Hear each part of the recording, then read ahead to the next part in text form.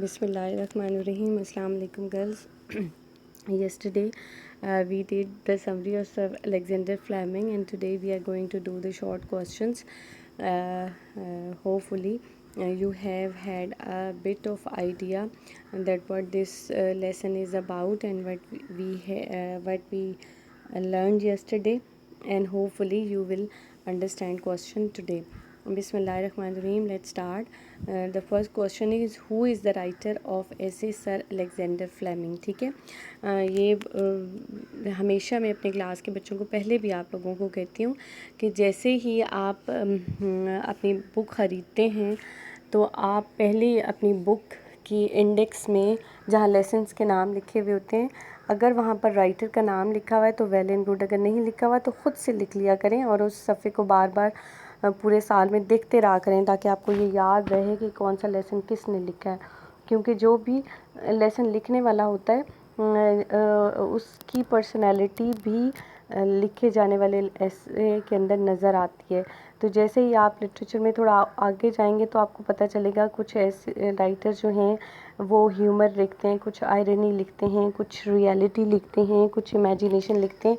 तो राइटर का नाम याद आते ही आपको ऑटोमेटिकली उसकी राइटिंग्स भी याद आ जाती हैं। ठीक है, तो इसलिए ये काम आप लोगों ने भी करना है कि एक सफ़े के ऊपर राइटर्स के पहले लेसन्स के नाम लिखें और फिर उसके बाद उनके राइटर्स के नाम लिखें। ठीक है, तो इस लेसन का राइटर कौन है? Patrick Pringle is the writer of the essay sir Alexander Fleming. बहुत ही आसान क्वेश्चन है और आपने सिर्फ याद रखना है इसके राइटर का नाम। और सर अलेक्जेंडर फ्लेमिंग को क्यों इन्वर्टेड कॉमा के अंदर डाला हुआ है? इसलिए बिकॉज ये लेसन का नेम है, इसलिए इसको इन्वर्टेड कॉमास के अंदर डाला हुआ है। पेट्रियक का पी बड़ा लिखेंगे, प्रिंगल का पी बड़ा लिखेंगे और सर अलेक्जेंडर फ्लेमिंग को आप इन्वर्टेड कॉमास में डालेंगे। क्वेश्चन नंबर 2 है, व्हाट आर एंटीसेप्टिक्स? ठीक है, ये कल भी जब लेसन में आपको मैं समरी करा रही थी मैंने कहा था ये बहुत इंपॉर्टेंट है और ये पेपर में बहुत दफ़ा आता है। एंटीसेप्टिक क्या है? जर्म्स कैन बी किल्ड और डिस्ट्रॉयड और poison by using some chemicals known as antiseptics. Antiseptics क्या होते हैं कि जो जरासीम होते हैं उनको मारा जा सकता है, तबाह किया जा सकता है या उनको जहर आलूद किया जा सकता है कुछ कीमियाई मादों को इस्तेमाल करते हुए, और वो कीमियाई मादे जो हैं वो एंटीसेप्टिक कहलाते हैं। ठीक है, समझ आ गई कि जरासीमों को मारने के लिए ऐसा तरीका इस्तेमाल किया जाता है जिसमें केमिकल्स इस्तेमाल होते हैं। तो वो जो केमिकल्स हैं वो एंटीसेप्टिक्स कहलाएंगे। और बिल्कुल अगले क्वेश्चन में कि एंटीसेप्टिक मेथड क्या है, तो वो तरीक़ेकार जिसमें एंटीसेप्टिक्स इस्तेमाल होते हैं वो एंटीसेप्टिक मेथड कहलाता है। What is antiseptic method? Antiseptics are the substances when are entered the body, they kill the germs of disease that are harmful for the body। that के स्पेलिंग ठीक कर लें कि एंटीसेप्टिक्स एस पी लगाएंगे यहाँ पर। Antiseptics are those substances when they entered in the body they kill the germs of disease that are harmful for the body। ठीक है, दैट के स्पेलिंग आप ठीक करेंगे। मैंने आपको बताया ये प्रिंटिंग की कुछ मिस्टेक्स होती हैं जिनको आप खुद से ठीक कर सकते हैं कि एंटीसेप्टिक वो कीमियाई मादे हैं जो कि जरासीमों को मारने के इस्तेमाल के काम आते हैं। और ऐसा तरीक़ेकार जिसमें एंटीसेप्टिक को इस्तेमाल किया जाए जरासीमों को मारने के लिए, वो तरीक़ेकार एंटीसेप्टिक मेथड कहलाता है। What was the chief defect of the antiseptic method? उस ज़माने में यानी सर अलेक्जेंडर फ्लेमिंग ने जब डिस्कवरी की पेंसिलिन की तो उससे पहले जो है क्या मसला था, यानी क्या वीकनेस थी या उसका डिफ़ेक्ट क्या था एंटीसेप्टिक मेथड इस्तेमाल करने का, बुरे असरात क्या थे? The chief defect of the antiseptic method was that it not only destroyed the germs but also the white blood cells of the body which are very important in the human body. ठीक है, ये भी मैं कल आपको बता चुकी हूँ कि असल मसला क्या था एंटीसेप्टिक मेथड का, कि ये ना सिर्फ जरासीमों को मारता था बल्कि जिस्म के ल्यूकोसाइट्स या वाइट ब्लड सेल्स को भी मार देता था, जो कि इंसानी जिस्म के लिए बहुत ज़रूरी हैं।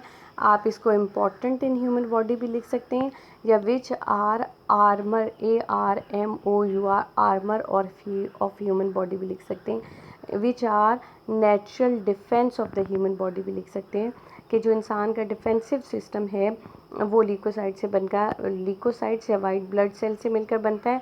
LECUO ल्यूको CYTES,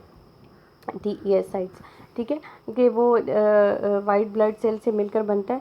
और जो असल मसला था एंटीसेप्टिक में तरीक़ेकार को इस्तेमाल करने का कि कार्बोलिक एसिड जब जरासीमों के ऊपर डाला जाता था तो वो जरासीमों को भी मार देता था और हमारे जिस्म के खून को भी जला देता था जिसमें हमारे वाइट ब्लड सेल्स होते थे।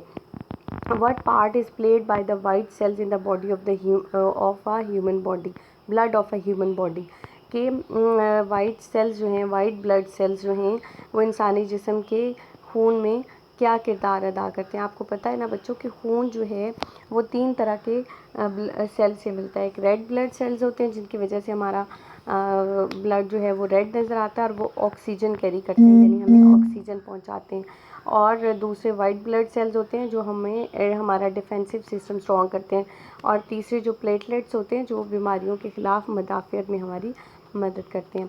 अच्छा जी, describe how Fleming discovered penicillin. फिर क्वेश्चन नंबर 6 है कि आप बताएं, इसका आंसर ये है कि white blood cells of the body are to protect the body against disease. के सफ़ेद खुलिये जो हैं वो इंसानी जिस्म के बीमारी के ख़िलाफ़ बचने में मदद देते हैं। अच्छा जी, उसके बाद है describe how Fleming discovered penicillin. देखिए बच्चों, फ्लेमिंग यहाँ पर बड़े F से लिखा हुआ है क्योंकि ये नाम है, प्रॉपर नाउन है। इन 1922 फ्लेमिंग वॉज सफरिंग फ्रॉम कैट्रो, उनको फ्लू की टाइप हुई थी। He examine his own nasal secretions, और गलती से वो माइक्रोस्कोप के ऊपर झुके हुए थे जब स्टडी करने के लिए, तो उनकी अपनी नोज़ से कुछ सिक्रेशंस जो हैं, ड्रॉपलेट्स जो हैं, वो माइक्रोस्कोप के नीचे जो प्लेट पड़ी हुई थी उसके ऊपर गिर गए।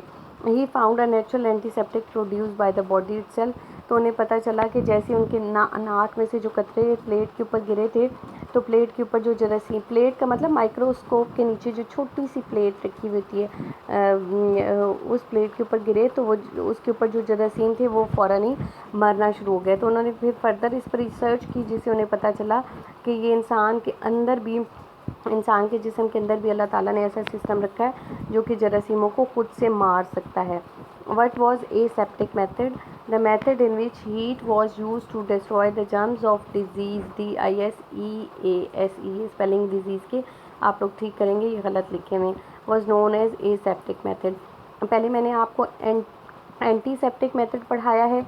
एंटीसेप्टिक मेथड के अंदर केमिकल्स इस्तेमाल होते हैं जरासीमों को मारने के लिए, जबकि एसेप्टिक मेथड के अंदर हीट इस्तेमाल होती है। हीट का मतलब होता है गर्म करना, गर्म करने से जरासीमों को मारा जाता है, ठीक है। और एग्जामिनेशन में आपको ये क्वेश्चन भी आ सकता है कि what is the difference between aseptic and antiseptic method. तो एसेप्टिक में हीट इस्तेमाल होती है जबकि एंटीसेप्टिक में केमिकल्स इस्तेमाल होते हैं जरासीमों को मारने के लिए।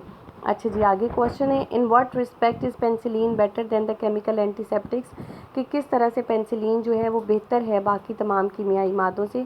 Penicillin is better than other chemical antiseptics as it destroys only germs of disease and is harmless to the white cells of the blood. Penicillin बहुत बेहतर है बाकी तमाम कीमियाई मादों से क्योंकि ये सिर्फ जरासीमों को मारती है और जिस्म के सफ़ेद खलियों के लिए को कुछ नहीं कहती, हार्मलेस है यानी उनको कोई नुकसान नहीं पहुंचाती। फिर आगे, was Fleming proud of his discovery, कि क्या फ्लेमिंग जो थे वो बहुत फ़ख्र करते थे इस बात पे कि उन्होंने ये पेंसिलिन को डिस्कवर किया है। Fleming was humble and not proud of his discovery, Fleming बहुत ही आजिज़ इंसान थे और वो अपनी दरियाफ्त पे कभी भी फ़ख्र नहीं महसूस करते थे। ही सेड, वो हमेशा ये कहते थे, नेचर मेक्स पेंसिलिन, कि कुदरत ने पेंसिलिन को बनाया है। आई जस्ट फाउंड इट, कि मैंने तो इसको सिर्फ ढूंढा है। क्वेश्चन नंबर 10 है जी, why could not penicillin have been discovered in the research laboratories of America, कि पेंसिलिन अमेरिका की लेबॉर्ट्रीज़ में क्यों डिस्कवर नहीं हो सकती थी। Penicillin could not have been discovered in the laboratories of America, ये क्वेश्चन में से ही आप उठा के ये देखें, पेंसिलिन से लेकर अमेरिका तक ये एज इट इज़ क्वेश्चन में से उठा लेंगे। आगे लिखेंगे as these were very neat, क्योंकि वो लेबॉर्ट्रीज़ बहुत साफ़ सुथरी होती थी, clean and covered from all sides, और हर तरह से वो यानी एयर टाइट उन्होंने लेबॉर्ट्रीज़ की हुई होती थी। And spore of penicillin could not reach inside them, और पेंसिलिन का जो ज़र्रा था वो लेबॉर्ट्रीज़ के अंदर दाखिल ही नहीं हो सकता था। पेंसिलिन असल में फंगस के ऊपर से ग्रो हुई जो है, फंगस से ग्रो हुई थी। फंगस होता है लो वेजिटेशन, जो एनिमल्स हैं और प्लांट्स हैं उनसे। जैसे एक पेंसिलिन उन्होंने कैसे डिस्कवर की थी कि अपनी वो उस पर चेक कर रहे थे, माइक्रोस्कोप पे कुछ चीज़ें चेक कर रहे थे, तो बाहर से एक स्पोर उड़ता हुआ आया जो कि इनकी माइक्रोस्कोप के ऊपर गिरा, प्लेट के ऊपर गिरा, और उससे उनको पता चला कि स्पोर से बाकी जर्म्स बनना शुरू हो गए हैं। वो स्पोर दरअसल पुरानी रोटी के ऊपर जैसे फंगस लग जाती है उस तरह का स्पोर था, और वहाँ से उड़ता हुआ आया था। तो ज़ाहिर है अमेरिका की लेबॉर्ट्री तो एयर टाइट और इतनी साफ़ सुथरी होती थी कि बाहर से हवा आ ही नहीं सकती थी, तो इस वजह से पेंसिलिन वहाँ पर डिस्कवर नहीं हो सकती थी। आई होप कि ये 10 क्वेश्चन आज के लिए काफ़ी हैं।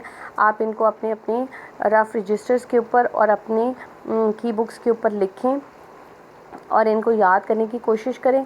इसमें से जो चीज़ आपको नहीं समझ आई वो आप मेरे से पूछ सकते हैं। और इसको अभी हम लेसन को वाइंड अप नहीं करेंगे, इसलिए नहीं करेंगे बिकॉज़ मैंने आपको इसका टेक्स्ट नहीं पढ़ाया, सिर्फ समझी पढ़ाई है और 10 क्वेश्चन करवाए हैं। अगले 2 लेक्चर्स में मैं कोशिश करूँगी कि मैं इसके कुछ वर्ड मीनिंग्स या इसकी एक्सरसाइज से रिलेटेड कुछ और चीज़ें आपको करवा दूं, ताकि आपकी कंपनसेशन हो जाए टेक्स्ट ना पढ़ने की। तो अगर आपको कुछ नहीं समझ आया तो आप मेरे से पूछ सकते हैं, मुझे टेक्स्ट कर दें, ग्रुप में पूछ लें, या आप जो है मतलब ग्रुप में मैसेज कर वॉइस नोट पे भी भेज सकते हैं। तो होपफुली आपको मैं उसका इंशाल्लाह ताला उसका मैं आंसर आपको दूंगी। ठीक है, थैंक यू सो मच, अल्लाह हाफिज़।